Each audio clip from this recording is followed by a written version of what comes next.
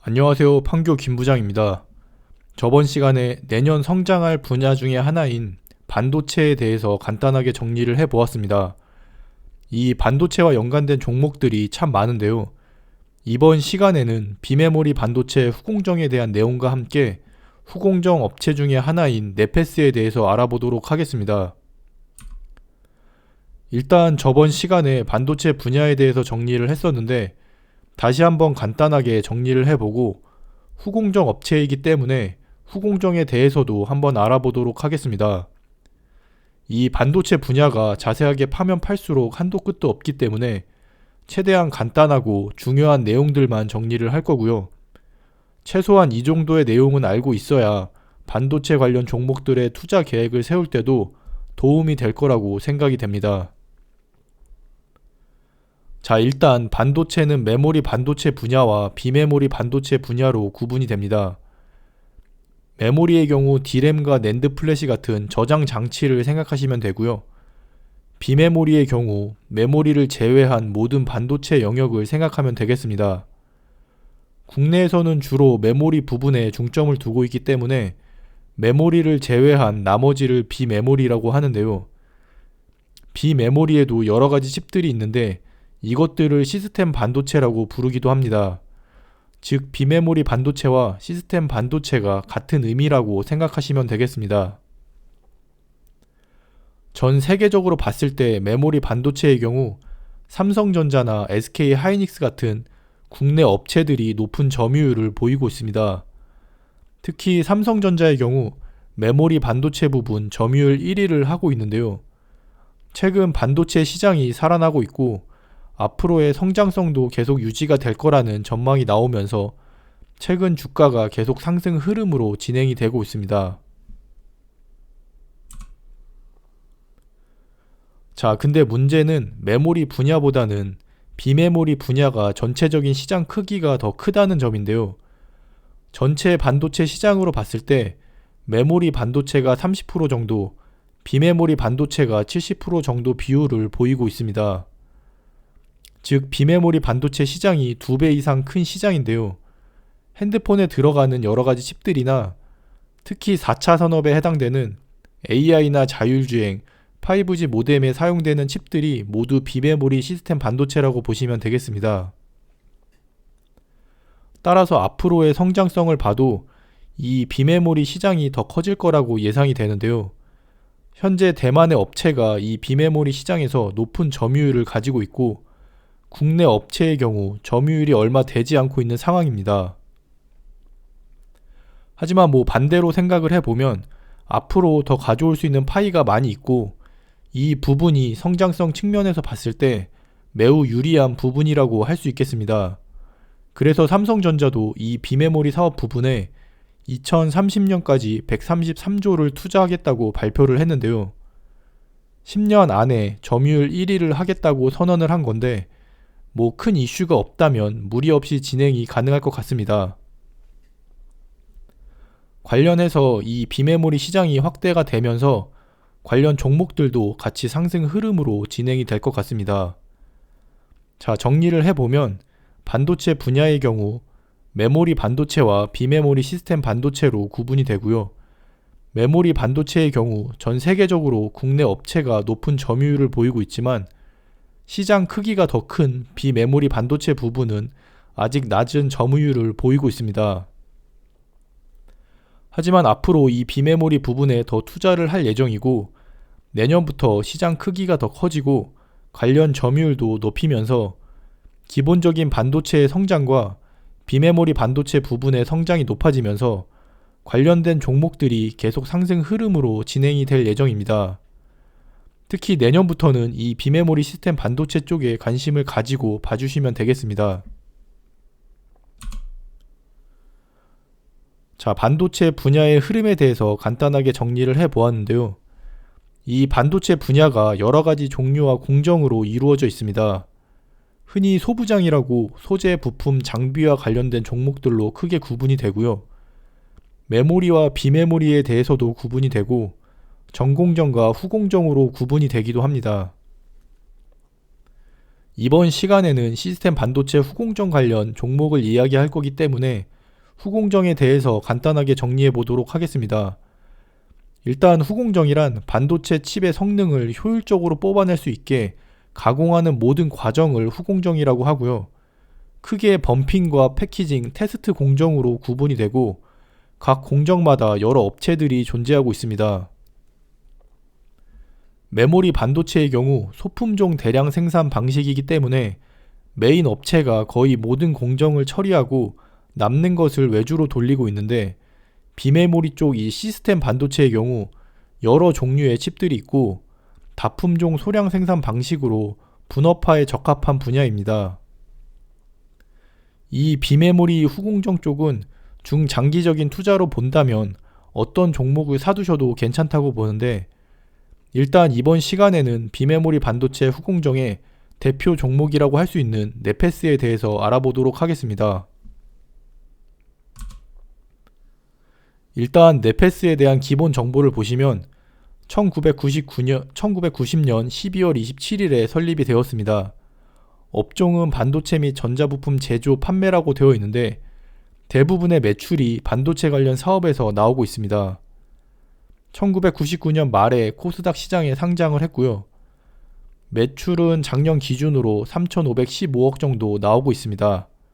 오늘 기준으로 시가총액은 7,794억입니다. 자, 그럼 네페스가 왜 대표적인 시스템 반도체 후공정 업체인지, 앞으로 투자할 만한 괜찮은 종목인지에 대해서 알아보도록 하겠습니다. 사실 지금부터가 중요한 내용이라고 할 수 있겠습니다. 일단 첫 번째는 네페스의 경우 범핑과 패키징, 테스트 같은 후공정 처리가 모두 가능한 업체입니다. 이걸 턴키 솔루션이라고 하는데 보통 하나의 공정을 전문으로 하는 업체들이 있고 각 공정마다 업체별로 이동을 해야 하는데, 네페스의 경우 여러 공정 단계를 한 업체에서 처리 가능하기 때문에 이동에 따른 포장 비용 감소 및 생산 시간 단축 등의 이점이 있습니다. 두 번째는 기술력에 대한 부분인데, 원래 기존에도 패키징 기술력이 좋아서 삼성전자의 비메모리 쪽 후공정을 맡고 있었는데 이제 최신 기술인 팬아웃 PLP 방식이 양산화가 되고 현재 컨택 중인 미국 업체와 양산화 계약이 완료가 되면 회사의 향후 성장성이 한 단계 더 높아질 예정입니다. 이 부분은 중요한 내용이기 때문에 좀 더 자세하게 이야기를 하자면, 칩을 패키징하는 기술 중에 팬인 방식이 있고 팬아웃 방식이 있는데요. 전에는 다 팬인 방식을 사용했는데 칩이 점점 작아지면서 입출력 단자 배선을 칩 바깥으로 빼서 반도체의 성능을 향상시키는 팬아웃 기술이 나왔습니다. 이 팬아웃 기술은 대만의 업체가 세계 최초로 상용화에 성공을 했는데 그 이후 2016년부터 지금까지 애플의 AP 칩을 대만의 업체가 독점을 하고 있습니다. 제 기억으로는 아이폰 7부터로 알고 있는데 원래 그전에는 삼성도 같이 애플의 수주를 받았었는데 2016년 이후로는 대만의 업체가 독점을 하면서 삼성이 타격을 좀 받았습니다. 그나마 삼성전자가 메모리가 주력이기 때문에 좀 다행이긴 한데 앞으로 미래를 본다면 당연히 따라잡아야 하는 기술입니다. 그래서 삼성전자도 팬아웃 기술을 상용화하려고 노력 중인데, 팬아웃 기술과 패키징 방식을 PLP로 처리하는 팬아웃 PLP 방식을 상용화할 예정입니다. 현재는 WLP 방식을 많이 사용하는데요. PLP 방식이 웨이퍼 대신 패널을 사용해서 더 효율적으로 패키징이 가능합니다. 즉 최신 기술이 바로 팬아웃 PLP 방식인데, 현재 국내에서 가능한 업체는 삼성전자와 네페스 두 곳이며 대형 업체가 아닌 후공정 업체로는 네페스가 유일합니다.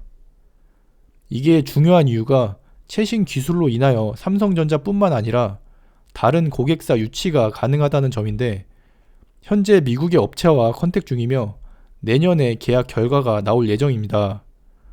계약이 돼서 양산화가 된다면 회사 자체의 밸류가 한 단계 높아지기 때문에 아주 중요한 요소라고 할 수 있겠습니다. 자, 다시 돌아와서 다음은 이제 자회사인 네페스 아크의 상장인데요. 작년에 테스트 사업 부분을 물적 분할해서 설립된 회사이고 저번 달에 코스닥 시장에 상장을 했습니다. 이 물적 분할이 기업들이 자금을 조달하기 위해서 쓰는 방식인데요. 이번 네페스 아크 상장을 통해 들어온 투자금들을 설비 투자에 사용될 예정입니다. 네페스가 네페스 아크의 지분을 약 70% 정도 보유하고 있고요. 네페스 아크의 테스트 물량을 지금 거의 네페스에서 받아오기 때문에 향후 네페스의 성장에 따라서 네페스 아크도 같이 성장할 예정이니 같이 지켜보시면 될 것 같습니다. 아까 펜아웃 PLP 상용화 계약을 이야기했었는데요. 이 네페스 아크에서 펜아웃 PLP 테스트 신규 설비 투자에 140억 투자한다고 공시를 했습니다. 테스트 장비에 시설 투자를 하는 것은 이미 어느 정도 이야기가 끝났다고 볼 수 있기 때문에 사실상 내년 상용화 계약은 문제가 없을 것으로 보입니다. 그리고 중요한 것이 실적 개선 부분인데요. 현재 네페스의 매출의 대부분이 PMIC 물량인데요. 이 PMIC는 전력 관리 칩인데 TV에도 들어가고 핸드폰에는 여러 개가 들어가는 칩입니다. 이게 상반기에 수급이 좀 떨어지면서 가동률이 떨어져서 재고가 좀 있었고요. 올해 2분기, 3분기 영업이익이 마이너스가 되었습니다. 하지만 4분기부터 슬슬 회복이 될 예정이고 내년에는 다른 칩들의 비중도 높이고 신규 고객사를 유치하면 실적은 크게 문제가 없다고 생각이 됩니다. 그리고 현재 주가가 박스권에서 횡보하고 있다는 점도 괜찮아 보이는데요. 지금 반도체 관련해서 정고점을 뚫고 상승하고 있는 종목들이 많이 있습니다. 하지만 네페스의 경우 앞으로의 이제 성장성에 비해서 현재 주가가 계속 박스권에 있기 때문에 신규로 투자하시려는 분들에게 괜찮은 종목이라고 할 수 있겠습니다. 그리고 배당 관련인데 큰 의미는 없겠지만 그래도 연말이니까 배당에 관심이 좀 있을 텐데요. 네페스의 경우 현금 배당을 지급하고 있습니다. 작년 기준으로 주당 270원의 현금 배당을 했었습니다. 자, 그럼 마지막으로 간단하게 차트를 한번 보겠습니다. 지금 10월에 좀 떨어졌다가 11월부터 다시 올라오고 있는데요. 상승과 하락을 반복하면서 조금씩 올라오고 있는데 사실 네페스의 경우 일봉 차트는 지금 별로 의미가 없습니다. 주봉을 보면 알 수 있듯이 지금 박스권 내에서 횡보 중인데요. 작년 상반기에 주가가 크게 한번 상승한 이후로 지금 1년 넘게 박스권에서 횡보를 하고 있습니다. 박스권 하단은 26,000원을 보시면 되겠고 상단은 36,000원으로 보시면 되겠습니다. 지금 이 안에서 계속 주가가 오르락내리락 하고 있는데 신규로 투자하시려는 분들은 일단 이평선 평균인 3만원을 기준으로 잡고 이 박스권 내에서 올라갈 때가 아닌 내려가는 흐름일 때 매수를 하시고 3만원 초반이나 3만원이 깨질 때마다 추매를 해서 모아가시면 되겠습니다. 결국에는 이 박스권을 돌파를 해야 제대로 된 상승을 할 텐데 3만원 이하 가격이면 좋겠지만 이제 시간이 그렇게 많이 남아있지는 않은 것 같습니다. 월봉을 보시면 횡보 후 상승 다시 횡보하는 흐름이 보이는데요. 지금 60일선도 올라오고 있고 5일선과 21선이 만날 때쯤에 다시 상승이 시작될 것 같습니다. 지금 월봉으로 보시면 당장 이제 다음 달부터 2021년이 시작이기 때문에 상반기부터 슬슬 상승 흐름으로 진행이 될 것 같습니다. 일단 1차 목표는 4만원을 기준으로 잡으시면 되겠고 장기적으로 본다면 5만원 이상도 충분히 가능하다고 생각이 됩니다. 자, 이렇게 네페스에 대해서 정리를 해봤는데요. 간단하게 이야기를 하려고 했었는데 아무래도 반도체 쪽 용어들을 설명하려다 보니까 이야기가 조금 길어졌습니다.